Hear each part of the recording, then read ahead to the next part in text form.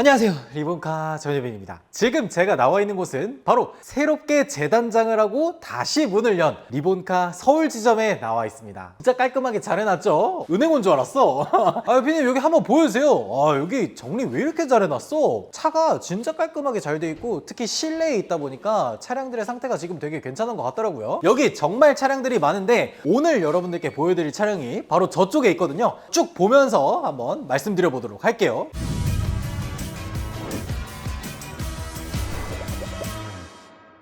야, 차 진짜 많긴 하다. 준중형 차량들, 뭐 K3나 아반떼 이런 차량들도 굉장히 많고 레이라든지 제규어 같은 차량도 있긴 하네요. 제규어가 1180만 원? 오이씨 뭐야, 이거 6만 킬로 탔는데 왜 1000만 원대야? 아니 뭐 경차 살 돈으로 차를 살 수가 있어? 오늘 여러분들께 보여드릴 차는 이 레이를 한번 보려고 해요. 요즘 제네시스 같은 프리미엄 라인의 고급 승용차의 수요도 물론 늘었지만 감가가 거의 안 되고 일상생활에서 자주 쓰고 또 팔고 이렇게 하더라도 크게 손해 없는 이런 경차 차량들이 정말 인기가 많더라고요. 경차라고 하면 어때요? 혜택이 일단 너무 많죠. 중고차로 제가 예를 들어서 이 레이를 1000만 원에 샀다고 가정을 해볼게요. 차량 가격만 내면 사실상 거의 끝이에요. 왜냐면 경차는 취등록세가 거의 면제 수준이기 때문에 내가 취득세를 따로 7%를 낼 이유가 없습니다. 거기에다가 추가로 경차 같은 경우에는 1년 동안 타더라도 세금이 그래봤자 뭐 한 13만 원? 요 정도밖에 안 나옵니다. 그리고 만약에 여러분들의 명의로 이 경차가 딱 한 대만 등록이 되어 있다면 유류세 환급도 돼요. 그래서 사실상 경차는 가성비에 있어서 가장 끝판왕인 차량이라고 얘기할 수 있을 것 같아요. 그리고 고속도로나 공영주차장도 반값되잖아. 맞네. 일반적인 차량으로는 공영주차장이나 고속도로 톨비 같은 것도 50% 할인을 못 받죠. 근데 경차 같은 경우에는 그런 세금 혜택도 같이 받고 있습니다. 제가 지난번에 계산했을 때 한국인들이 평균적으로 1년 동안 톨비를 한 30만 원 정도 쓰거든요. 근데 이 레이나 모닝 아니면 스파크 이런 차량들을 타다 보면은 그 톨비의 절반 값인 한 15만 원 정도로 굉장히 아껴서 탈 수가 있다는 거죠. 근데 레이 두 대가 있는데 왜 왼쪽이랑 오른쪽이랑 디자인이 달라?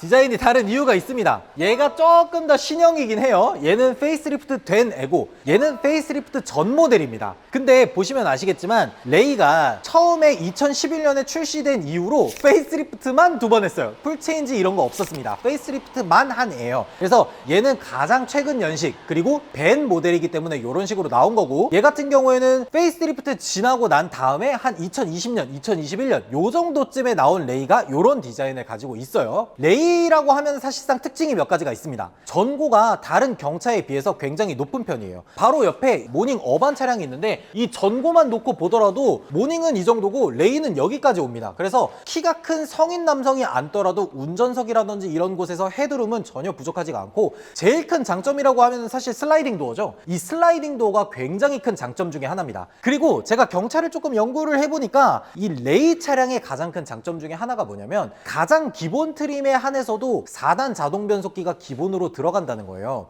내가 고른 차가 설마 수동은 아니겠지? 라는 이런 걱정은 하지 않아도 되는 게 좀 큰 장점이라고 할 수가 있죠. 어쨌든 레이 같은 경우에는 선택하실 때 잘 고르셔야 되는데 일단 벤 모델인지 벤 모델이 아닌지 이런 것들 굉장히 꼼꼼하게 체크를 하셔야 되고요. 벤 모델인지 일반 모델인지는 사실 구분이 굉장히 쉽습니다. 사진만 제대로 보면 되는데 벤 모델 같은 경우에는 1열에 시트만 2개가 있고 뒤쪽으로는 시트가 따로 마련되어 있지 않습니다. 뒤쪽은 화물칸으로 마련되어 있어요. 그리고 일반 모델 같은 경우에는 슬라이딩 도어 뒤쪽으로 일반적인 시트, 5인승 시트가 마련되어 있습니다. 그런 것들이 좀 큰 장점이 될 수가 있죠. 그래서 벤 모델하고 일반 승용 모델은 이런 식으로 구분을 할 수가 있다. 그리고 승용 모델 같은 경우에는 캠핑이나 차박 이런 것들이 가능하도록 1열에도 의자가 90도 가까이 꺾입니다. 그래서 그런 것들이 좀 장점이 될 수가 있어요. 나는 그것보다 이게 더 장점 같던데. B필러가 없어.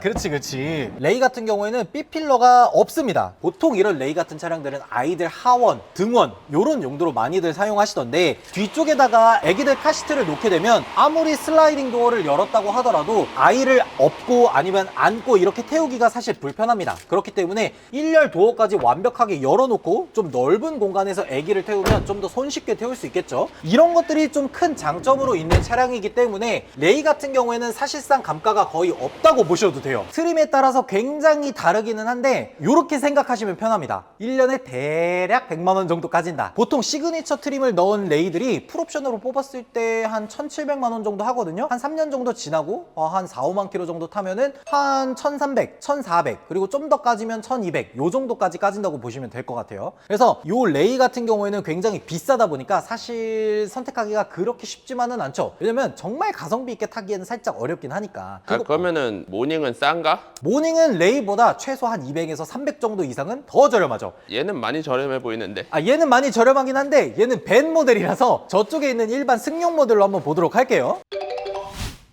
모닝 같은 경우에는 사실 굉장히 오래된 차죠. 풀체인지를 2번이나 했고요. 페이스리프트도 지금 벌써 2번을 했죠. 그래서 가장 최근 연식 같은 경우에는 풀옵션을 뽑으면 거의 2천만 원 가까운 굉장히 괴랄한 경차 가격을 보여주고 있는 상황입니다. 2천이면은 여기서 아반떼나 소나타도 사겠는데? 아반떼 거의 인스퍼레이션급을 살 수 있는 돈이죠. 소나타도 중급 옵션은 사지 않아? 그쵸. 페이스리프트 이전 모델 소나타, 메기타라고 부르는 그 정도 모델 같은 경우에는 한 5, 6만 정도 타고 나면은 가격이 1,800 정도로 떨어지거든요. 그래서 사실상 이게 내가 경차를 사는 게 맞나? 라는 생각이 들 정도로 굉장히 비싸졌습니다. 아니 그럼 내가 모닝 보러 왔다가 제네시스 뽑아 간다는 게 말이 되네. 조금 과장하면 진짜 그렇게도 될 수가 있죠. 그래서 많은 분들이 최신 연식의 모닝을 뽑기보다는 구형 모닝을 많이 찾는데 구형 모닝도 사실 굉장히 다양합니다. 왜냐면 옵션만 보더라도 디럭스, 트렌디, 럭셔리, 베이직 플러스로 왔다가 또 연식 변경하면서 트림이 새롭게 생기고 뭐 시그니처가 생기니 프레스티지가 생기니 그리고 뭐 자동 변속기니 수동 변속기니 뭐 통풍 시트가 들어갔느니 안 들어갔느니 정말 다양하다 보니까 명확하게 이 차량의 감가가 뭐 얼마나 이루어졌다, 굉장히 가성비가 좋다 이렇게 딱 잡아서 말하기는 사실 어렵습니다. 근데 이거는 구매하실 때 좀 조심하셔야 되는 것들이 몇 가지가 있어요. 일단은 자동 변속기인지 수동 변속기인지 이런 것들을 명확하게 보고 가셔야 됩니다. 보통 모닝 같은 경우에는 2020년식 이후에는 모든 트림에 다 자동 변속기가 적용되지만 2019년 이전까지만 하더라도 자동 변속기가 기본으로 탑재되는 옵션이 아니다 보니까 수동인지 자동인지는 반드시 확인하셔야 되고요. 그리고 모닝 같은 경우도 1.0L 자연흡기 가솔린을 사용한 엔진도 물론 있지만 1.0L 터보 가솔린을 사용한 엔진도 있거든요. 1.0 터보 가솔린을 사용한 모닝 같은 경우에는 신차로 판매가 그렇게 많이 되진 않았어요. 왜냐면 가격이 좀 비쌌거든. 근데 지금에 와서야 100마력 모닝 한번 타볼까? 라는 분들이 조금 생기기 시작해서 그런지 모르겠지만 가격이 생각보다 자연흡기 가솔린 대비 조금 비싼 편이더라고요. 그래서 내가 고르려고 하는 모닝이 자연흡기 가솔린을 택하고 있는지 아니면 1.0 터보 가솔린을 택한 차량인지 그런 것들은 꼭 유심히 보셔야 됩니다. 그리고 세 번째로는 내가 고르려고 하는 모닝에 후방 카메라가 들어갔는지 이거는 반드시 보셔야 돼요. 보통 이런 모닝 아니면 레이, 스파크 같은 경차를 고르는 분들이 뭐 와이프라든지 내 아이라든지 첫 차를 운전할 때 이런 경차를 사주는 분들이 굉장히 많거든요. 우리 PD님만 하더라도 첫 차로 스파크를 샀었어요. 난 심지어 스파크 후방 카메라 안 넣고 뽑았어. 이렇다 보니까 많은 분들이 차를 사고 나서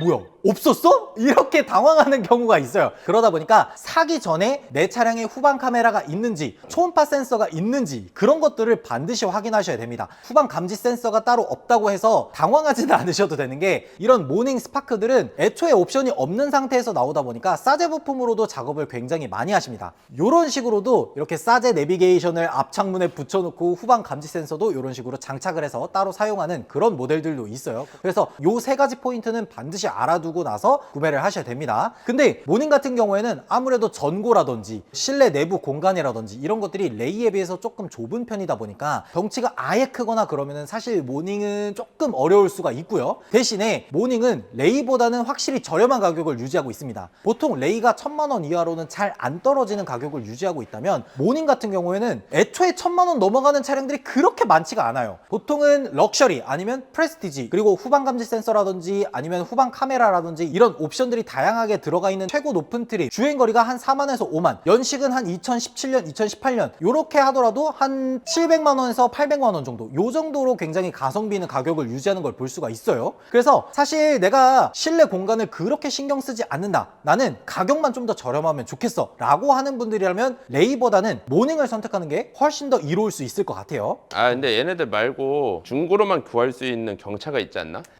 그치. 신차로는 단종이 돼서 더 이상 구할 수 없는 차가 바로 저기 있습니다.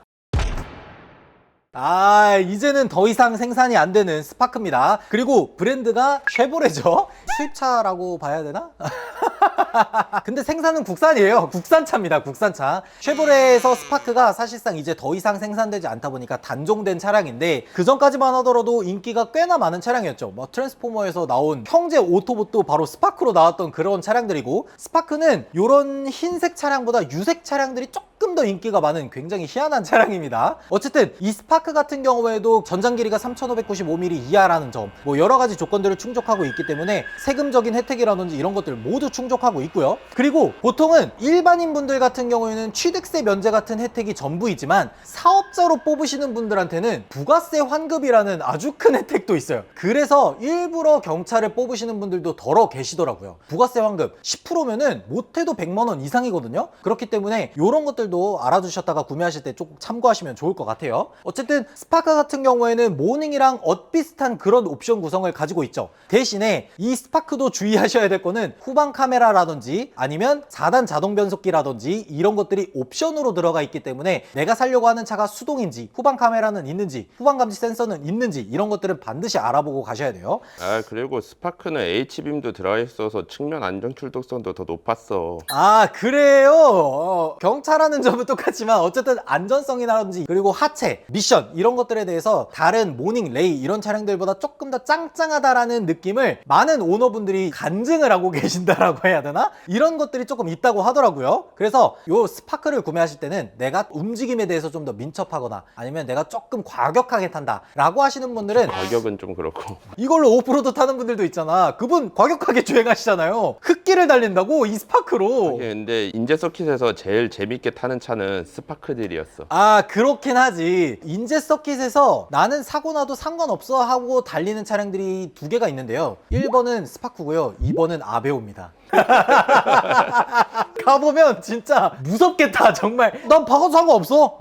약간 이런 느낌으로 타는 차가 바로 스파크 아베오예요. 서킷에서 탈 정도로 하체라든지 이런 성능적인 면에서는 인정을 받다 보니까 스파크를 원하시는 분들이 더러 계시고, 게다가 스파크를 선택하는 데 가장 중요한 이유 중에 하나는 가격이죠. 보통 레이 같은 경우에는 1000만 원이 넘어가고, 모닝 같은 경우에는 그것보다 살짝 저렴해서 한 800만 원, 700만 원대. 그리고 스파크 같은 경우에는 최상위 옵션인 LTG 모델을 고른다고 하더라도 600만 원대. 요 정도로 굉장히 저렴한 가격을 유지하고 있습니다. 아, 경차답네. 그러니까 600만 원짜리라는 얘기를 들으면 이제 좀 경차 가격답네 라는 생각이 드는 거예요. 그리고 LTG 같은 풀옵션이 아니라 조금 낮은 LT나 LS 모델 같은 경우에는 그것보다 훨씬 더 저렴한 가격에 업어올 수도 있습니다. 그리고 그 가격이 거기서 더 안 떨어져요. 삐 이렇게 계속 유지가 됩니다. 그렇기 때문에 진짜 나는 가격 하나 보고 가성비 깡패로 사겠어 라고 하면은 사실 스파크 같은 애가 없기는 하죠.